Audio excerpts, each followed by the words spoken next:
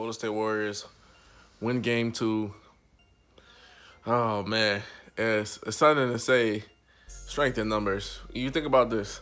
Throughout this series, Kevin Looney goes down with a chest contusion. Klay Thompson gets a tight hamstring. Kevin Durant, of course, with a calf injury. DeMarcus Cousins strained quad.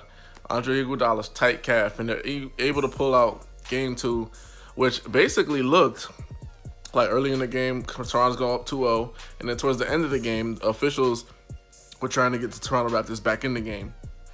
So Golden State Warriors really dodged a bullet, but it almost feels like a Pyrrhic victory because Klay Thompson went down, I believe, in the fourth quarter at 7:59 with a tight hamstring. So we don't know how that's gonna play, or we don't. He pulled his hamstring, so you don't know if he'd be able to play on Wednesday. Like that's something that you have to look out for. So for the Warriors, everybody's dropping like flies. Even in the beginning of the game, Stephen Curry didn't come out crisp, and he felt like he was low energy and et cetera, et cetera. So this doesn't bode well for the Warriors. The win, of course, bodes well, but we have to see in terms of the next man up mentality. Is that really gonna be able to help them? Draymond Green had 17 points. Iguodala had 11. Curry had 23. Klay had 25. Those big 25 points in that third quarter run is essentially what iced the game. Quinn Cook had 9 points, 3 threes. I think he did 3 in a row at one point. And one of the key things, like I said before, was that third quarter that they went on, I think, on 20-0 run. And then that's the longest in NBA Finals since the NBA-ABA merger. And that was the only quarter the Golden State Warriors outscored the Toronto Raptors. Every other quarter, I believe the Raptors outscored them. So they outscored them 34-21 in that third quarter. And that's something that, Nick Nurse is going to have to game plan for. The game, it was already won at one point. It was like 106 to, it was 100 to like 106 to 97 or something. There was like a couple minutes left. And then like the referees, I think they kind of tried to make it a closer game than it really had to be. I know there were some things that happened, like they overturned the call with Draymond, which is a clear turnover.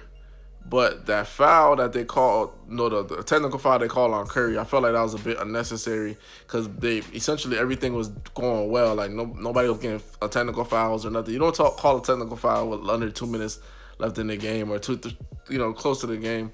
Another thing that kind of turned the game around was like that boxing one defense that Nick Nurse tried to run. Now that's something that the Warriors are gonna have to game plan for in zones, because now if let's just say Klay is not able to go game 3 on Wednesday, who's gonna shoot you out the zone besides Curry? So, Iguodala had that big shot, which was huge. He has crazy. The awareness on Iguodala is crazy. Most people would not have shot the ball. They would have been like, oh, I thought we had more time. He noticed that there was like a 2.5 second discrepancy between the game clock and the shot clock. He pulls up that 3 with absolute courage, and he nails it, which is crazy. So, he gets a game ball because he was part of that third quarter run. Like, he made a lot of great defensive stops. And let's talk about defense. The Warriors held the Toronto Raptors to 37% shooting. 30%, a putrid 37%. And that's why I picked the Warriors, not just because they had talent or whatever the case is, but I know that the Toronto Raptors have a lot of periods in ball games where they just can't score. I don't know what it is. I don't know why they're going a dry spell, but I've seen them against Milwaukee, against the Toronto Raptors. Against the Philadelphia 76ers. It's like they have these 3 to 4 minute spans where they don't score the ball at all. And it doesn't make any sense. Kawhi went 8 for 20. He had 34 points, but he had 16 points from the line. He had shot 16 free throws.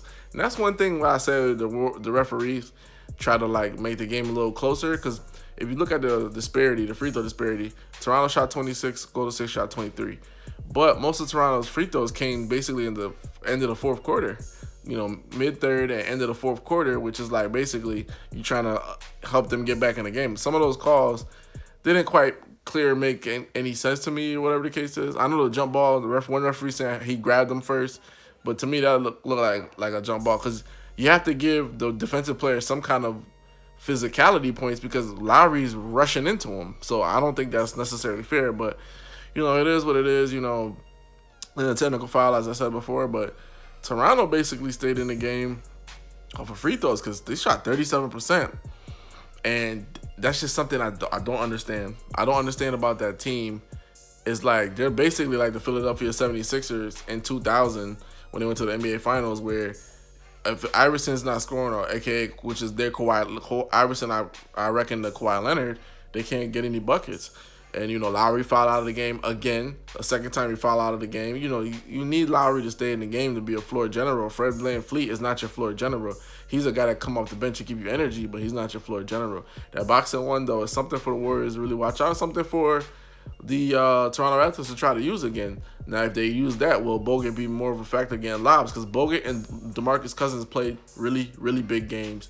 And one of the things that I think the Warriors are going to have to start doing is getting the ball out of Curry's hands, because I think at the end of the game, he almost threw it for a turnover to Kawhi Leonard, and Sean Livingston jumped in front of the ball and grabbed it and threw it to Iguodala, who essentially iced the game. So these are a few things that both teams are going to worry about, but it's really his health. Like, I picked the Warriors in 6 or 7 games, but if you're looking at this series, if everybody keeps dropping like flies, I think like this is gonna go down. It's not gonna be like an upset. It's gonna be a great series to me, but it's not gonna be great in the fact that everybody was healthy. Like, even Kawhi looks a little hobbled. Like, 8 for 20. He's not aggressive to the rim. I don't think he had any dunks or anything like that, any steals. Like, he's not healthy. KD's out, of course, but all these other guys are hobbled. Like, I mean, for them to pull out this game too, took a lot of guts, and it was just that third quarter run. And that's the thing that Toronto has to worry about, because you could basically, because Warriors didn't play particularly 100% well. They shot 46% from the field, and I think they hit 2 more threes than the Raptors. But the fact that they went on that big run in the third quarter killed all momentum for Toronto. And then when they try to come back in the end, off some haymakers and shooting threes, they had a lot of wide open shots. I mean, to work out. And then that was the one thing that killed me watching the game. I'm looking at Jerebko. He has open shots. He's not making them. I'm looking at early in the game, Quinn Cook had a couple open shots. He didn't make them. There's another guy. He comes off the bench, and he's able to knock down the 3 here and there. I think his number is number 5.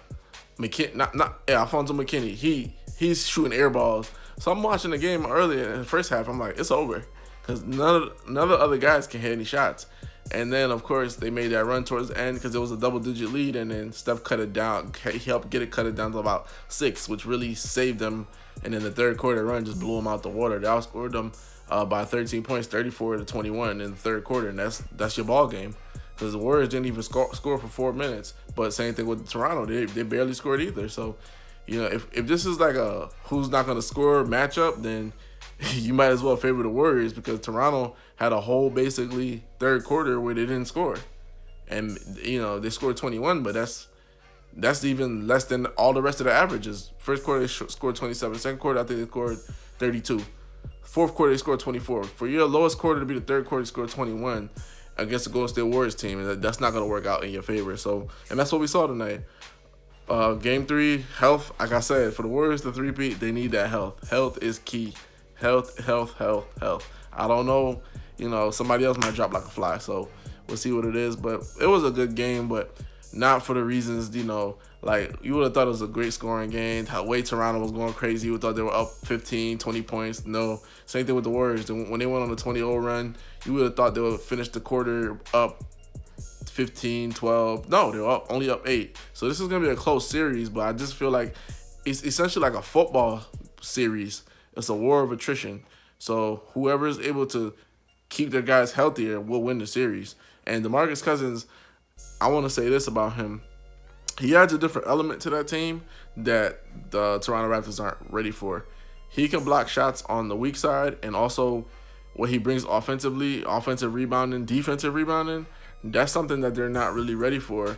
And I thought it was a mistake for Kerr to play him game 1, but he started him game 2, and it paid dividends. He had 10 boards, and that really essentially helped push them through. So this is a good series.